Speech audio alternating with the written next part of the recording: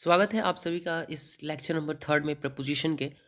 हमने प्रीवियस दो लेक्चर में हमने पढ़ा था क्वेश्चन नंबर 17 तक। हमें रिज्यूम करना है क्वेश्चन नंबर 18 से। और यहाँ पे लिख रखा है वी डैश एग्रीमेंट और कंक्लूजन।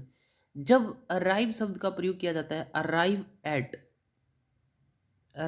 एट अ कंक्लूजन और डिसीजन, तो वहाँ पे प्रीपोजिशन एट का यूज़ करते हैं। कई बार अराइव के साथ जब हम कहीं प्लेस को इंडिकेट करना होता है तो हम बोलते हैं I have arrived at my place, at my destination. उसी तरीके से आता है यहाँ पर रीच एट कंक्लूजन और डिसीजन का प्रयोग करते हैं। रीच एट एग्रीमेंट, कंक्लूजन और डिसीजन का प्रयोग किया जाता है। जब हम कंसिडर की बात करेंगे तो कंसीडर के बाद जब हम ऑब्जेक्ट लिखते हैं और उसके बाद हम ऑब्जेक्ट कंप्लीमेंट देते हैं तो consider call a point, okay, make, name, call, इन सारे वर्ड्स के बाद हम ऑब्जेक्ट का प्रयोग करते हैं और डायरेक्टली ऑब्जेक्ट कंप्लीमेंट लगाते हैं। क्या लगाएंगे? Object complement. इनके बीच में हम ना ही तो एज शब्द का यूज़ करेंगे और ना ही लाइक वर्ड का यूज़ करेंगे। ओके, तो लाइक और एज दोनों ही रॉन्ग वर्ड होते हैं इनके साथ।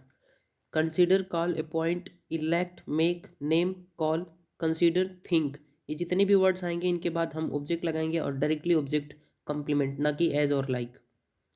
इसीलिए यहाँ पे किसी प्रपोजिशन की नीड नहीं है। This play comprises dash 3 acts. Comprise, comprise का अर्थ होता है क्या? Consist of. क्या होता है? Consist of. लेकिन एक्टिव वॉइस में कंप्राइज शब्द के साथ प्रपोजिशन ऑफ का प्रयोग नहीं किया जाता, तो इसीलिए यहाँ पे किसी प्रपोजिशन की नीड नहीं है दोनों सेंटेंसेस में। ओके, ये सारे इसके आंसर्स हैं। जैसे कि यहाँ बोल रहा है ना, consist of equal to comprise of. In active voice of is not use. Sign दिया है किस चीज़ का? कट का। डिमांड का प्रयोग जब वर्ब की तरीके से होगा तो कोई प्रपोजिशन नहीं आएगा। अटैक का प्रयोग जब वर्ब की तरीके से होगा तो एम नहीं आएगा। लिख रखा है consider, call, appoint, name, make, choose, elect, think शब्दों के साथ एज और लाइक शब्द का प्रयोग नहीं करते। नेक्स्ट, preposition VISA वेस direct and indirect object. Direct object और इनडायरेक्ट ऑब्जेक्ट क्या होता है मैं आपको बता दूं कि डायरेक्ट ऑब्जेक्ट वस्तु सूचक होता है और इनडायरेक्ट ऑब्जेक्ट व्यक्ति सूचक होता है। तो पहले हम क्या लिखेंगे? इनडायरेक्ट ऑब्जेक्ट लिखेंगे, फिर हम डायरेक्ट ऑब्जेक्ट लिखते हैं। लेकिन डायरेक्ट ऑब्जेक्ट के जब जगह पर इनडायरेक्ट आता है और इनडायरेक्ट ऑब्जेक्ट के जगह पे जब डायरेक्ट आता है तो चीज़ें बदल जाती हैं।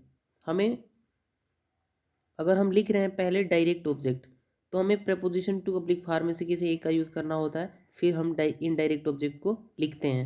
ओके, जैसे ही गेव मी अ पेन, उसने मुझे एक कलम दिया, तो मी एक व्यक्ति सूचक है और अ पेन एक वस्तु सूचक है, तो पहले इनडायरेक्ट आएगा फिर डायरेक्ट आएगा, तो पहला स्टेटमेंट करेक्ट है। He gave me a pen, he gave a pen to me, पहले डायरेक्ट आ गया फिर ओ इनडायरेक्ट, तो इसीलिए इसके बीच में क्या आएगा? एक प्रपोजिशन आएगा। He presented a watch to me, उसने मुझे एक वॉच प्रेजेंट किया। एक चीज़ मैं बता दूं, इंटरेस्ट, प्रेजेंट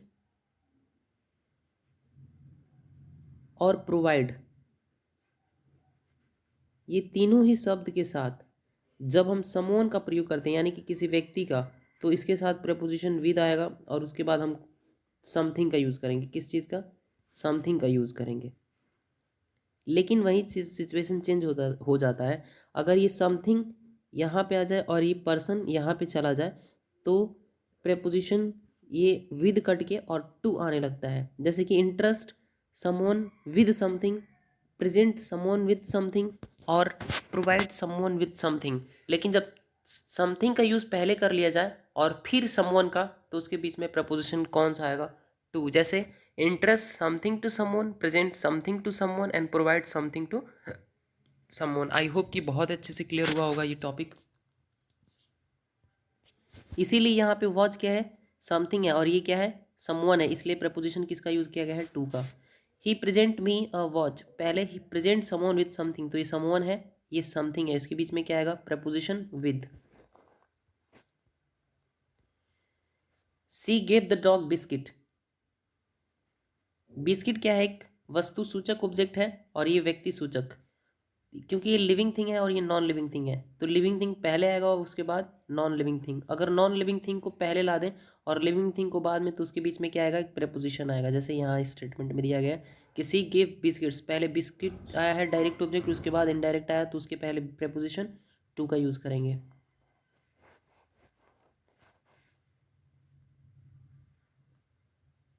सेम चीज़ फॉलो कर रहा है। आई सप्लाइड या प्रोवाइड के बाद ये क्या दिया है, समथिंग, उसके बाद क्या दिया है, समवन, तो प्रेपोजिशन टू का यहाँ पे यूज़ करेंगे। आई सप्लाइड और प्रोवाइडेड हिम विद मटेरियल, पहले समवन आ गया फिर समथिंग आ रहा है, तो उसके बीच में कौन सा प्रेपोजिशन आएगा, विद आएगा। Next, he bestowed the title upon him, जब बी स्टॉक के साथ समथिंग आता है तो किसी प्रेपोजिशन का यूज़ नहीं करते। बेस्ड अपॉन के साथ जब समथिंग का प्रयोग किया जाता है या किसी चीज़ के लिए, तो प्रेपोजिशन अपॉन का यूज़ नहीं करते। प्रेपोजिशन अपॉन हमेशा किसी व्यक्ति के पहले आता है, यानी कि ही बिस्टॉड द टाइटल अपॉन हिम, सही है। ही बिस्टॉड हिम विद द टाइटल, अब यहाँ पे विद आने लगा, क्यों, क्योंकि ये टाइटल है, ये लिविंग थिंग नहीं है, ये थिंग है, ये डायरेक्ट ऑब्जेक्ट है।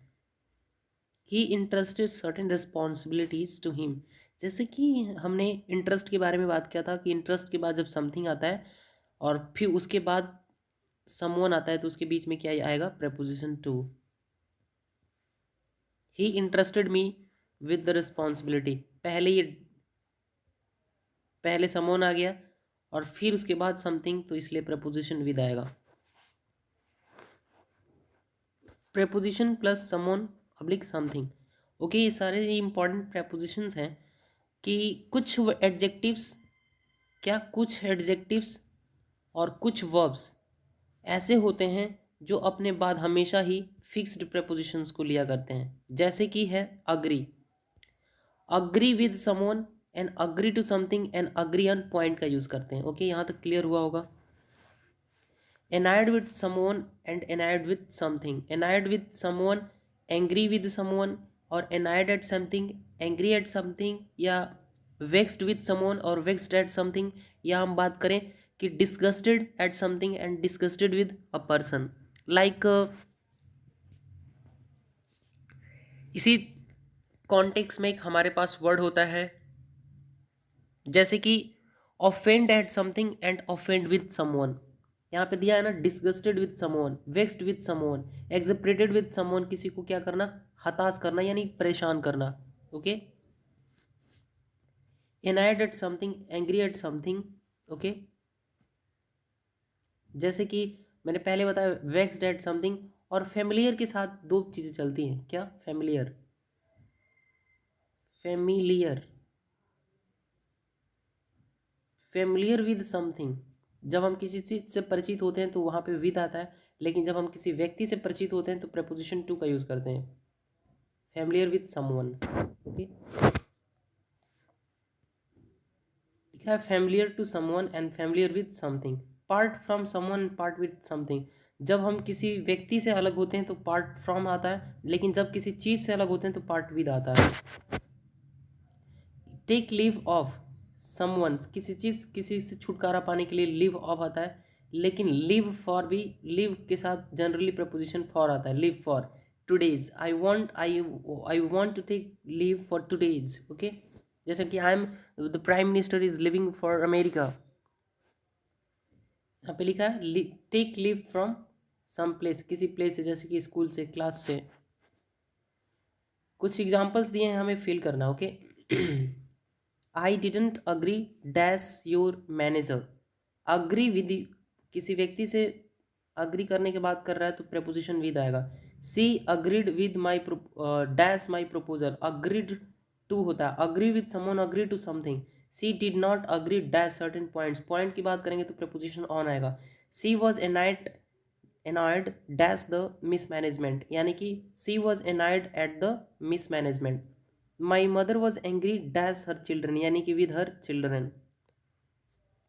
She will get familiar dash him soon. Okay, so she will get familiar to him soon. Okay. 7 है I am not familiar dash this place, यानी कि familiar with this place. I cannot part from you. from का use इसलिए करेंगे क्योंकि कोई व्यक्ति है. I would like to take leave for of you, मैं आपसे छुटकारा पाना चाहता हूँ, तो leave of you. I took leave dash that strange place that very next day, यानी कि I took leave for that strange place the very next day. I cannot part dash her jewellery, यानी कि part with का प्रयोग करेंगे यहाँ पे क्योंकि थिंग के बारे में बात कर रहे हैं. The teacher is vexed dash us, यानी कि वेक्स्ड विद अस, हमारे साथ क्या है, वो परेशान है. अगर हमारे बिहेवियर से होता तो प्रेपोजिशन एट का यूज़ कर लेते, लेकिन यह नहीं आएगा.